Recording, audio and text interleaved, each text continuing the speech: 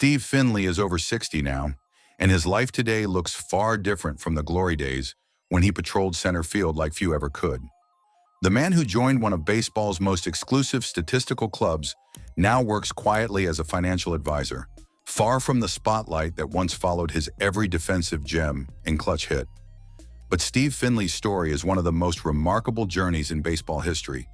From an overlooked 13th round pick to a World Series champion, his career defied every expectation along the way. Born in Union City, Tennessee, Steve grew up in Paducah, Kentucky, where both his parents worked as educators in the local school district. This emphasis on education would shape his entire approach to life. When the Atlanta Braves selected him in the 11th round of the 1986 draft after his junior year at Southern Illinois University, Finley made an unusual choice. He turned down professional baseball to return to school and complete his physiology degree. This decision showed remarkable foresight. While other players rushed to the majors, Finley prioritized his long-term future. He had become arguably the best all-around player Southern Illinois University ever produced, starring as their center fielder for the Salukis. After graduating, the Baltimore Orioles drafted him in the 13th round in 1987. Despite being nearly 2 years older than most players at his first minor league stop, Finley moved quickly through the system. He batted .309 with 68 stolen bases across his minor league career. In 1988, while playing for AAA Rochester, he hit .314 and earned International League Rookie of the Year honors. His major league debut on opening day 1989 became the stuff of legend. In the fourth inning, Finley crashed into the right field fence at Memorial Stadium while chasing a fly ball, separating his shoulder. The injury sent him to the disabled list for nearly 3 weeks. But something magical happened after that collision. Finley's teammates later said the rookie's sacrifice inspired them. The 1988 Orioles had been historically awful, losing a league record 21 straight games to open the season on their way to a 54-107 finish. But the 1989 team, energized by their new center fielder's gritty effort, transformed into surprise contenders. They stayed in the pennant race until the second to last day of the season. Despite returning to play 81 games that year, Finley's offensive numbers remained underwhelming. He hit .249 in 1989 and .256 in 1990. The Orioles had one of baseball's strongest defensive outfields with Finley, Brady Anderson, and Mike Devereaux. But the front office wanted more power. That desire led to one of the most infamous trades in baseball history. On January 10, 1991, Orioles general manager Roland Hemond made a blockbuster deal with the Houston Astros. Baltimore sent 3 young players to Houston: outfielder Steve Finley, pitcher Curt Schilling, and pitcher Pete Harnisch. In return, they got slugging first baseman Glenn Davis, who had averaged nearly 30 home runs and 90 RBIs per year since 1986. The baseball community immediately criticized the trade. The Sporting News called it a disaster for Houston, saying the Astros didn't receive enough for a player of Davis's magnitude and would be hard-pressed to win 60 games that season. They were catastrophically wrong. Glenn Davis's career with Baltimore became an unmitigated disaster. Plagued by injuries and ineffectiveness, he hit just 24 home runs over 3 seasons in Baltimore. Meanwhile, the 3 players Houston acquired all flourished beyond anyone's wildest expectations. Pete Harnisch became the Astros staff ace and earned an all-star selection in his first season. Curt Schilling, whom Houston traded a year later for a relief pitcher, went on to become one of the most dominant pitchers of his era with the Phillies and Diamondbacks. The trio made a combined 9 all-star teams. And Steve Finley, he finally found his home in Houston. As the Astros' everyday center fielder, Finley's career began to flourish. In 1992, he led the National League by playing in all 162 games and finished third in stolen bases with a career-high 44.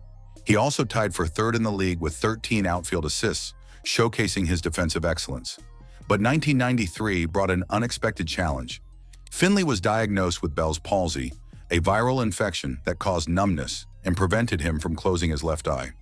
Despite this setback, he still led the league with 13 triples, demonstrating remarkable resilience and speed.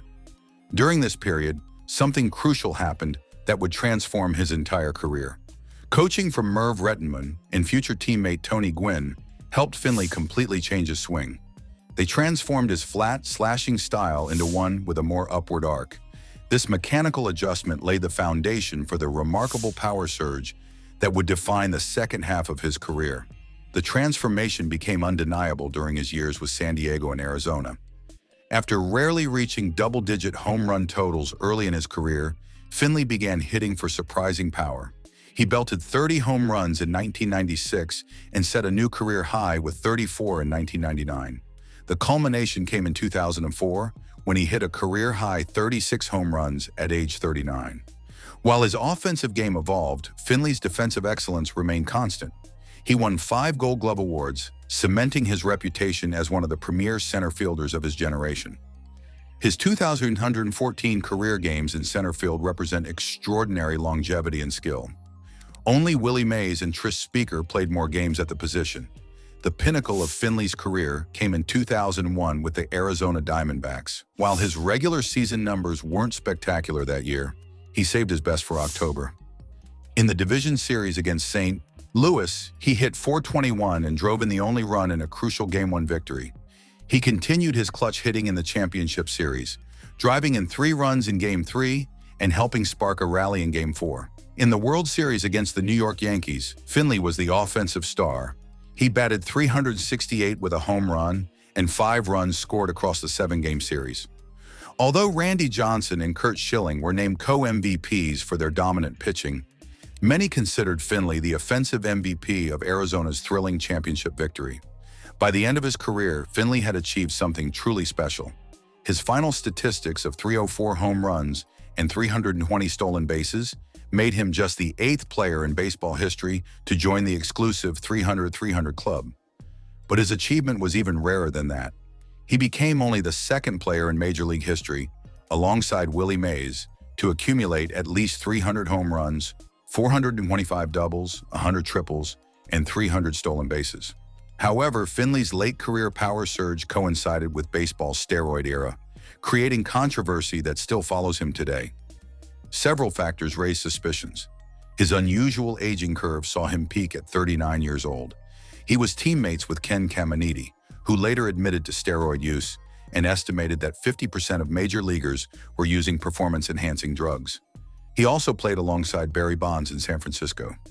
Unsubstantiated claims from his ex-wife alleged he used steroids and bragged about circumventing MLB testing policies. But compelling evidence argues against these suspicions. Finley's physical appearance remained remarkably consistent throughout his career. Pictures from 1990 look startlingly similar to those from 2006, with no noticeable physical transformation. His power surges occurred outside his contract years, challenging the financial incentive often associated with drug use.